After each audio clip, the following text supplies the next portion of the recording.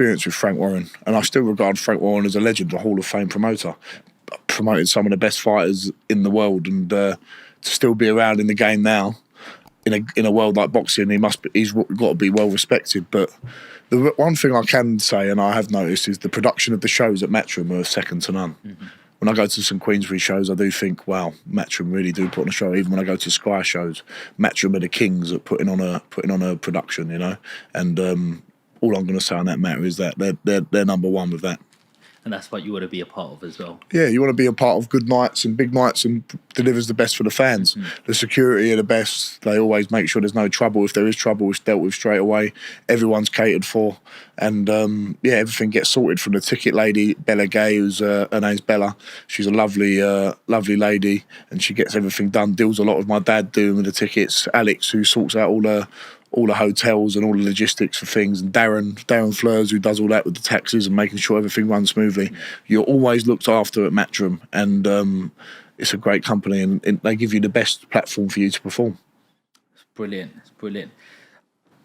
What about in terms of the fight you had with Armstrong? Yeah. That was for a title fight? My first title fight, the Southern Area title fight. The first time the Southern Area has been fought for since 2018, when Daniel Dubois fought, what's his name? He fought another up-and-coming guy at the time. And so it's good to give some activity to that belt again, you know. Mm-hmm. It was the belt had been made in its own way, a new style of belt, so it was nice to win that first initial style of belt, you know. And it's a respected title within the boxing circles, because there's some hard fights that have been happening for the Southern Area. So talk to me about Harry Armstrong. He had a 5-1 record. And it was for the Southern Area Championship. Yeah, the Southern Area Championship in the boxing world and boxing circles, a very, very well-respected belt to win.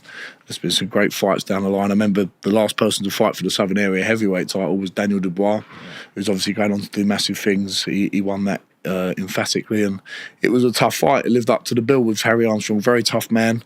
Obviously knocked him down in the first 10 seconds. Yeah. And from there, he was really tough, and I had to regather myself a little bit, think I've got to box him a bit more, break him up a little bit more, and we eventually knocked him out in the 7th round. Yeah, so what happens, like, when you knock somebody out in the, knock somebody down in the first 20 seconds of a fight, he goes down, your confidence is up.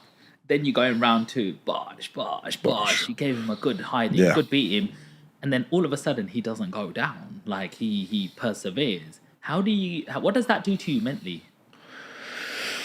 You have to regather your thoughts. You have to think, right, I've trained hard enough. I know what I've got to do now. He hasn't gone. You got to, because if I went out for the 3rd round like I did for the first 2, it doesn't matter how fit you are.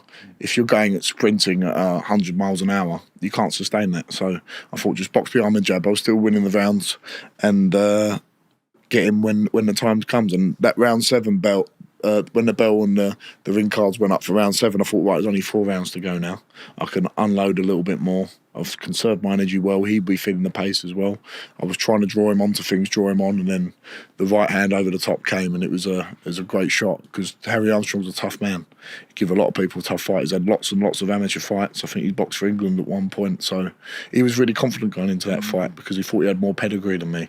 But we dealt with him and convincingly beat him. What made you go down that route of Southern Area Champion? It's old school, it's traditional. And where I've not had the pedigree as an amateur, I only had 10 amateur fights. Not that means too much, I don't think, because you can be a fantastic amateur. You still got to start again when you turn professional. It's a different sport. But it's a traditional belt to win. I'd love to do the traditional route, Southern Area, English, British, Commonwealth. And it just made perfect sense at the time to have a title fight of that sort and get a bit of legitimacy in my career. So people who did think I'm just a ticket seller, that's all I am. I've won a professional belt here that other people would like to have.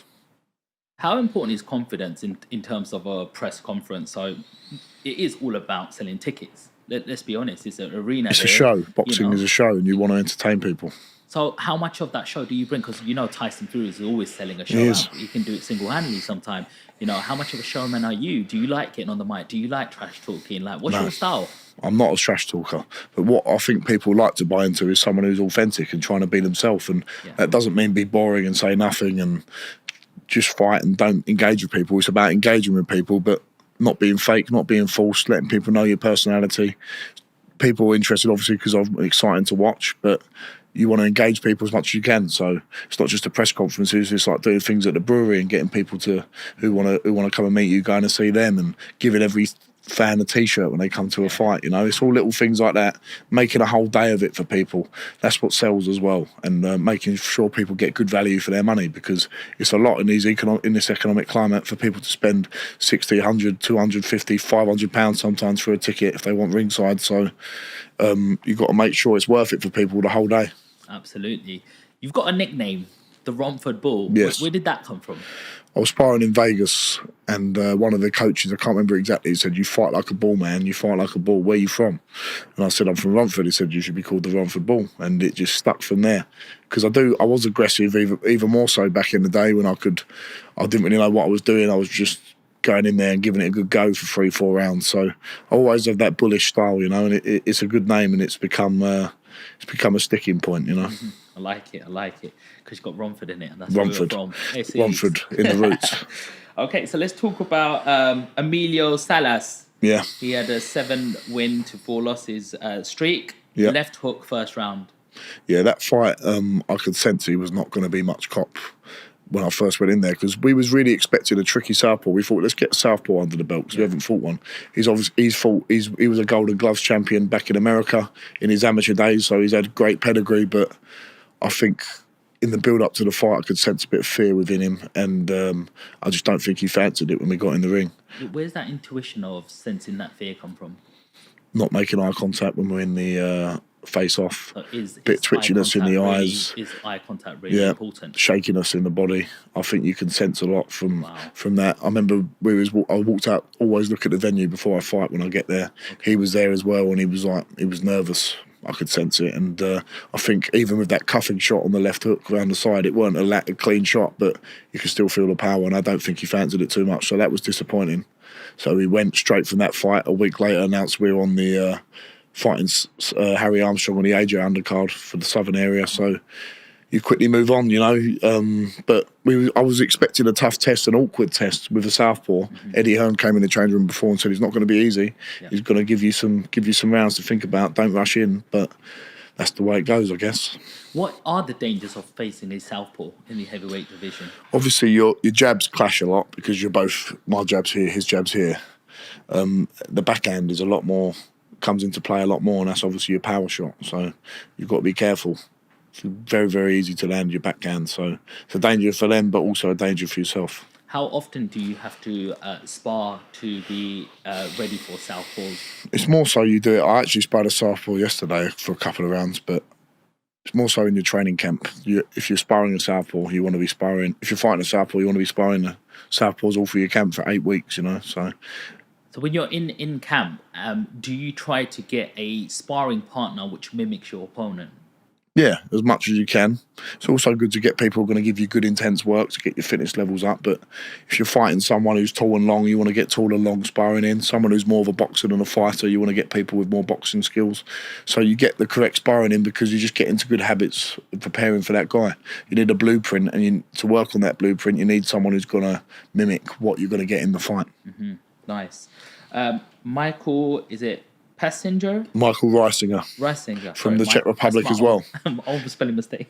He was a tough man, a proud man, a football hooligan, I think, of some sort in Czech Republic. Round 2 just starts. Big overhand. Yeah, I caught him at the end of the first round as well with a right hand as he came in. He used to box on the Czech Republic Muay Thai national team, so proud man. And he was gutted afterwards because he's a proud, tough man. And that was good because that was just after I broke my hand in that fight, on my 5th fight when it went to points. So it was good to come through that psychologically and get a really crisp, clean knockout. When you have an injury like break your hand, is it the same when it's repaired and fixed? It's stronger now. So you see these 2 knuckles, they're a lot bigger, these ones, than them 2. The scar tissue has actually made it more dense and stronger. So you have to look after your hands because they do get damaged, they do break. Yeah. So warming them up before and after, like any muscle, is important. Cryotherapy work on them as well. So you have to look after your hands. Cryotherapy? It's a cold treatment, and I can get a spray on it. And that's what I like. Prefer local cryotherapy to the actual chambers. I think an ice bath is better than a chamber. Really? And it just penetrates deep below the skin, gets rid of inflammation. So if you've had a hard spa or been hitting the pads very hard, just a little bit of spray on that for 5 minutes will get that inflammation down quicker and allow it to heal quicker.